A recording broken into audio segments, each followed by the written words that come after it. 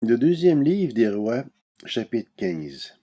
La 27e année du règne de Jéroboam sur Israël, Azariah, fils de Mathia, le roi de Juda, devint roi. Il avait 16 ans lorsqu'il devint roi et il régna 52 ans à Jérusalem. Sa mère s'appelait Jécolia et elle était de Jérusalem. Il fit ce qui est droit aux yeux de l'Éternel, entièrement comme l'avait fait son père Amathia. Toutefois, les hauts lieux ne disparurent pas. Le peuple y offrait encore des sacrifices et des parfums. L'Éternel frappa le roi, et il fut lépreux jusqu'au jour de sa mort. Il habitait dans une maison isolée, et c'était Jotham, son fils, qui était responsable du palais et jugeait le peuple du pays. Le reste des actes d'Azariah, tout ce qu'il a accompli, cela est décrit dans les annales des rois de Juda. Azariah se couchait avec ses ancêtres, et on l'enterra à leur côté dans la ville de David. Son fils Jotham devint roi à sa place.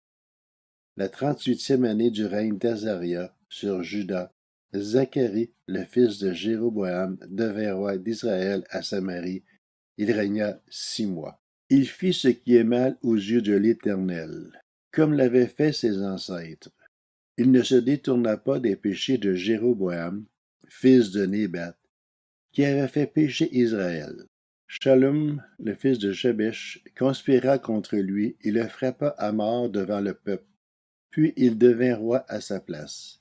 Le reste des actes de Zacharie, cela est décrit dans les annales des rois d'Israël. Ainsi s'accomplit ce que l'Éternel avait déclaré à Jéhu. Tes descendants jusqu'à la 4e génération seront assis sur le trône d'Israël. Shallum, le fils de Jabesh, devient roi la 39e année du règne d'Uzziah sur Juda. Il régna pendant 1 mois à Samarie. Menahem, le fils de Gadi, monta à Tirsa et vint à Samarie. Il frappa à mort Shallum, fils de Jabesh, dans Samarie et devint roi à sa place. Le reste des actes de Shallum et la conspiration qu'il a formée, cela est décrit dans les annales des rois d'Israël. Alors Menahem frappa la ville de Tifsach, tous ceux qui s'y trouvaient, ainsi que son territoire jusqu'à Tirsa. Il la frappa parce qu'elle ne lui avait pas ouvert ses portes, et il fendit le ventre de toutes les femmes enceintes. La 39e année du règne d'Azia sur Juda, Menahem, le fils de Gadi, devint roi d'Israël. Il régna 10 ans à Samarie. Il fit ce qui est mal aux yeux de l'Éternel de toute sa vie. Il ne se détourna pas des péchés de Jéroboam, fils de Nébat, qui avait fait pécher Israël. Pul, le roi d'Assyrie, vint attaquer le pays, et Menahem lui donna 30 tonnes d'argent pour qu'il contribue à affermir la royauté entre ses mains. Menahem préleva cet argent sur tous les Israélites riches, afin de le donner au roi d'Assyrie, en raison de 50 pièces d'argent chacun. Le roi d'Assyrie repartit alors sans prendre position dans le pays. Le reste des actes de Menahem, tout ce qu'il a accompli, cela est décrit dans les annales des rois d'Israël. Menahem se coucha avec ses ancêtres, son fils Pekakia devint roi à sa place. La 50e année du règne d'Azia sur Juda, Pekakia, le fils de Menahem, devint roi d'Israël à Samarie. Il régna 2 ans. Il fit ce qui est mal aux yeux de l'Éternel.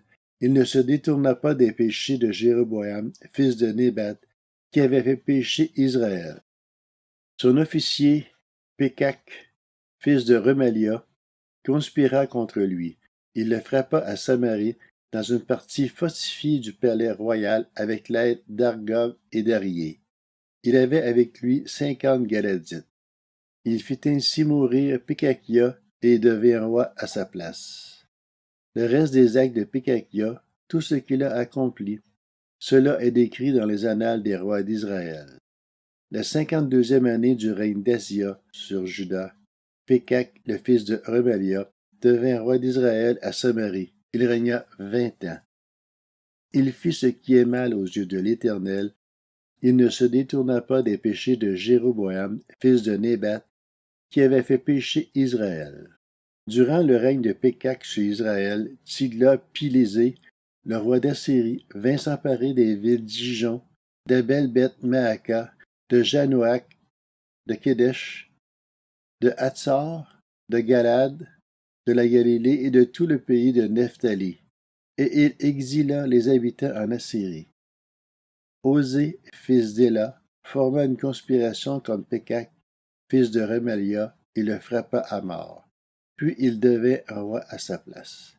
C'était la 20e année du règne de Jotham, fils d'Ozias. Le reste des actes de Pékak, tout ce qu'il a accompli, cela est décrit dans les annales des rois d'Israël. La 2e année du règne de Pékak, fils de Remalia, sur Israël, Jotham, fils d'Ozias, le roi de Juda, devint roi. Il avait 25 ans lorsqu'il devint roi et il régna 16 ans à Jérusalem. Sa mère s'appelait Jérusha et c'était la fille de Tsadok. Il fit ce qui est droit aux yeux de l'Éternel. Il agit entièrement comme l'avait fait son père Ozias. Toutefois, les hauts lieux ne disparurent pas. Le peuple y offrait encore des sacrifices et des parfums. Jotham construisit la porte supérieure de la maison de l'Éternel. Le reste des actes de Jotham, tout ce qu'il a accompli, cela est décrit dans les annales des rois de Juda. À cette époque, l'Éternel commença à envoyer contre Juda Rétsin, le roi de Syrie, et Pékak, le fils de Remalia. Jotham se coucha avec ses ancêtres, et il fut enterré à leur côté dans la ville de son ancêtre David. Son fils Akaz devint roi à sa place.